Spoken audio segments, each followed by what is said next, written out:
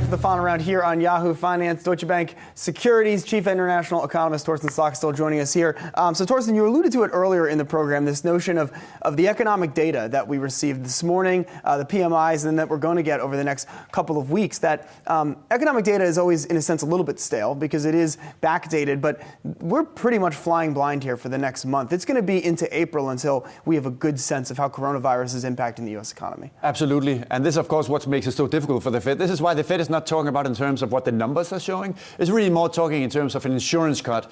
It's really taking out insurance against something potentially happen. But what if that thing that they're taking insurance out against is not happening?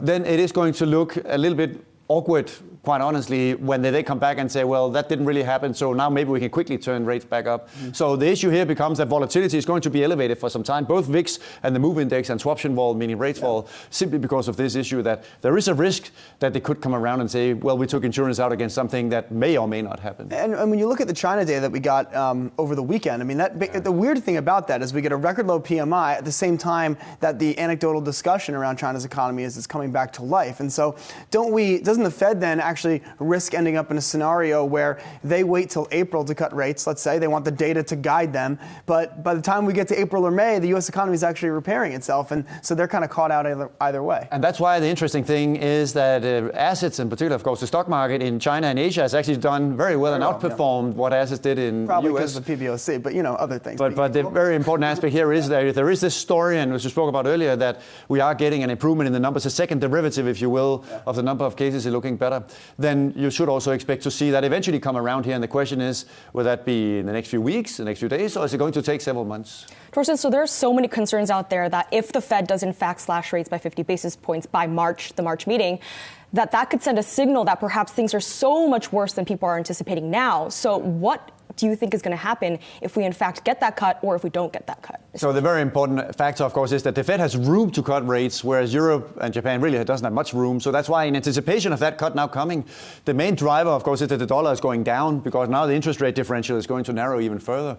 But you're right to say exactly that, well, if the pricing is that this is the expectation going into it. Well, we'll see. A lot of this can change over the next week. But if that is the expectation, then that will, of course, be very important whether that's actually then justified by the data that eventually comes out. And that's why it's unfortunate that non-farm payrolls, which is the thing that we spend most time on normally next Friday, is really basically going to be a non-event relative to how much effort we normally put into with our small mouse traps figuring out where is this thing running and where is this thing going. Do you think there's any chance of moving before the meeting? Like this idea of shock and awe? I still think that's extremely unlikely. I mean, the fact that we have not seen any action over the weekend from the Fed, the ECB, and the BOJ, it tells you that the financial system is actually holding up very well.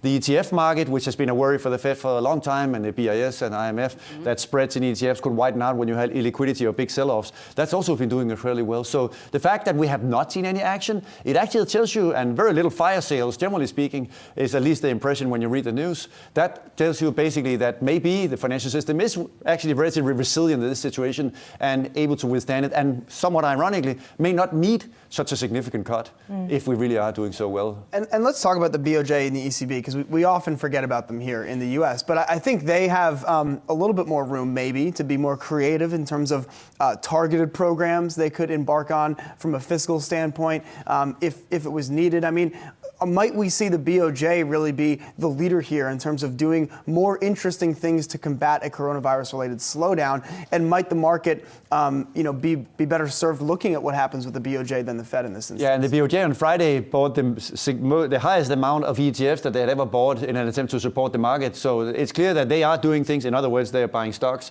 to try to dampen some of the negative consequences. But you're right to say that whenever you start to open the door to doing non-conventional monetary policy, it opens the door also to political discussions of what are you buying, why are you buying it, when are you buying it, and all these things are just really difficult discussions to have, not least in the US, but also in the euro area, because of all the usual things that we normally talk about. So in terms of a recession, just looking at your notes, so you have Australia falling into a recession, China going to experience 1 quarter of decline in Q1, Japan recording 2 quarters What about the U.S.? Yeah, so we have the U.S. having negative growth now in the second quarter. We will not have 2 quarters of negative growth in our baseline, but of course it's all about the duration of the shock. In other words, if this lasts for a long time, we could get a U.S. recession. We could also get a global growth recession. But it's pretty clear in our view that this is all temporary, no matter how you look at it. The only question is, when should you begin to see the bottom? So it gets to the old normal saying in investing, buy when the news is the worst. And I know this is really difficult to assess, but can news get a lot worse? And it can potentially get a lot worse in the US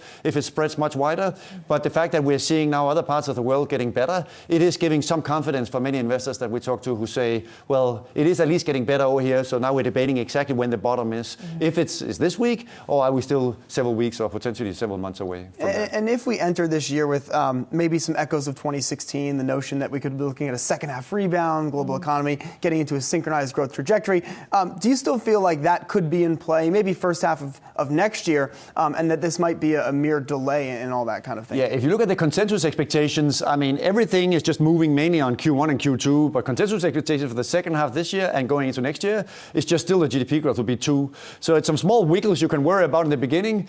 That might be creating some issues, but generally speaking, the expectation is still, and this is also our expectation, that we'll eventually begin to flatline out with growth at 2%. So in that sense, we do not see, to Jen's good question, a recession in the longer run. There are some other risks that we have spoken about on the program several times, namely consumer delinquency rates are going up. There's some issues in credit and lower quality, triple Cs, in particular for energy. But those things are really more slow-moving, simmering things in the background, rather than this more immediate risk of the coronavirus creating more fluctuations in GDP. You know, it's not as if we had you in and we didn't have coronavirus, we wouldn't have anything to talk about. We would be talking about, you know, politics and fundamentals. Bernie Sanders. Exactly. And a lot of it's Super Tuesday tomorrow. Right, it is Super Tuesday tomorrow. And there are a lot of notes that have kind of been incorporating, again, it's an election year and what's going on with the Democrats. Is that anything that you're still factoring into your models and thinking about, or has coronavirus just taken all of the space in people's brains? Well, over the last 7-8 days, of course, it's all about coronavirus. But you're absolutely right. Most of the conversations before that were about what is the election outcome,